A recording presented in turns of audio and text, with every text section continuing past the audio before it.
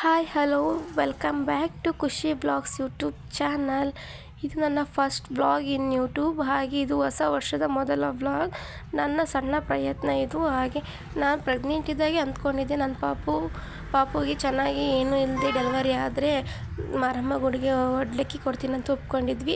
ಹಾಗೆ ನನ್ನ ಮಗಳಿಗೆ 3 ತಿಂಗಳು ಕಂಪ್ಲೀಟ್ ಆಗಿರೋದಕ್ಕೆ ನಾನು ನಮ್ಮಮ್ಮ ನಮ್ಮ ಪಾಪು ಸೇರಿ ಮಾರಮ್ಮ ಗುಡಿಗೆ ಹೋಗಿ ಹಣ್ಣುಕಾಯಿ ಒಡ್ಲಕ್ಕಿ ಕೊಡ್ತೀವಲ್ಲ, ಒಡ್ಲಕ್ಕಿ ಎಲ್ಲ ಕೊಟ್ವಿ. ಸೀರೆ ಮುಂಚೆನೇ ಕೊಟ್ಟು ಕಳಿಸಿದ್ವಿ. ಸೀರೆ ಉಡಿಸಿದ್ದಾರೆ, ನಮ್ಮದೇ ಸೀರೆ ಉಡಿಸಿದ ಮಾರಮ್ಮ ಗುಡಿಗೆ ಉಡಿಸಿದ ಮೇಲೆ ನಾವು ಹಣ್ಣುಕಾಯಿ ಸಂಕ್ರಾಂತಿ ಹಬ್ಬ ಇರೋದ್ರಿಂದ ಕಬ್ಬು ಎಲ್ಲ ಸೇರಿ ತಗೊಂಡೋಗಿದ್ವಿ. ಕಬ್ಬೆಲ್ಲ ತಗೊಂಡೋದ್ಮೇಲೆ ಮಾರಮ್ಮ ಗುಡಿನ ಹೊರಗೆ ತೋರಿಸಿದ್ವಿ. ನಮ್ಮೂರಿಗೆ ಹೊರಗಡೆ ಹಾಕಿದ್ರು ದೇವ್ರನ್ನ.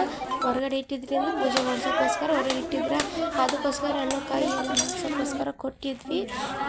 ಹಣ್ಣುಕಾಯಿ ಎಲ್ಲ ದೇವ್ರನ್ನ ಏನಕ್ಕೆ ಹೊರಗೆ ಇಟ್ಟಿದ್ರು ಅಂದರೆ ನಮ್ಮೂರಲ್ಲಿ 15 ವರ್ಷಕ್ಕೆ ಒಂದ್ಸತಿ ಮಾರಮ್ಮ ಹಬ್ಬ ಮಾಡ್ತಾರೆ. ಅದಕ್ಕೋಸ್ಕರ ದೇವ್ರನ್ನ ಹೊರಗೆ ಇಟ್ಟಿದ್ರು. ಅದಕ್ಕೆ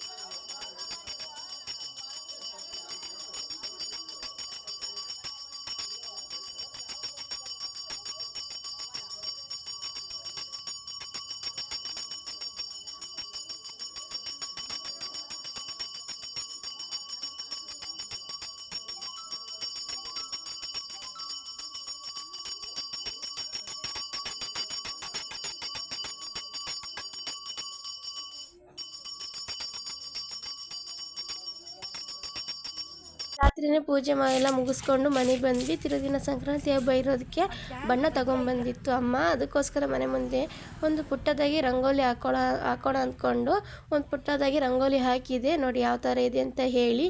ಹಾಗೆ ಇದಕ್ಕೆ ಬಣ್ಣ ತುಂಬಬೇಕಲ್ಲ, ಅದಕ್ಕೋಸ್ಕರ ಬಣ್ಣ ತುಂಬ್ತಿದ್ದೆ. ಸಂಕ್ರಾಂತಿ ಹಬ್ಬ ಅಂದ್ರೇ ಬಣ್ಣ ತುಂಬಬೇಕು. ಬಣ್ಣ ತುಂಬಿ ಅದಕ್ಕೆ ಕಾಳು ಇದೆಲ್ಲ ಇರ್ತಾರಲ್ಲ, ಅದನ್ನೇ ಹಬ್ಬ ಅನ್ನೋದು. ಅದಕ್ಕೋಸ್ಕರ ಬಣ್ಣ ತುಂಬ್ತಾ ಇದ್ದೀನಿ. ನನಗೆ ಬಂದಂಗೆ ಬಣ್ಣ ತುಂಬಿದ್ದೀನಿ. ನಿಮಗೆ ನಾನು ಬಣ್ಣ ತುಂಬಿರೋದು ಇಷ್ಟ ಆಯ್ತಂದರೆ ಪ್ಲೀಸ್ ಕಮೆಂಟ್ ಮಾಡಿ ಹೇಳಿ. ನೋಡಿ ಫೈನಲಾಗಿ ಈ ಥರ ಬಂದಿದೆ ರಂಗೋಲಿ ಎಲ್ಲ. ನಿಮಗೆ ಇಷ್ಟ ಆದರೆ ಕಮೆಂಟ್ ಮಾಡಿ.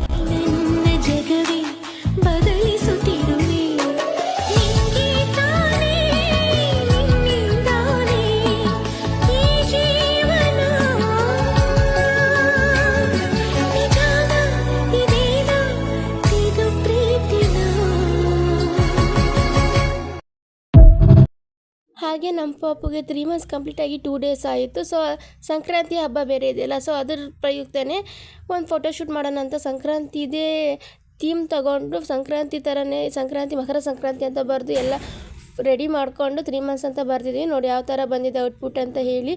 ನಿಮಗೆ ಈ ವಿಡಿಯೋ ಇಷ್ಟ ಆದರೆ ಲೈಕ್ ಮಾಡಿ, ಶೇರ್ ಮಾಡಿ, ಕಮೆಂಟ್ ಮಾಡಿ. ಲೈಕ್ ಮಾಡೋದನ್ನ ಮರಿಬೇಡಿ. Thank you for watching.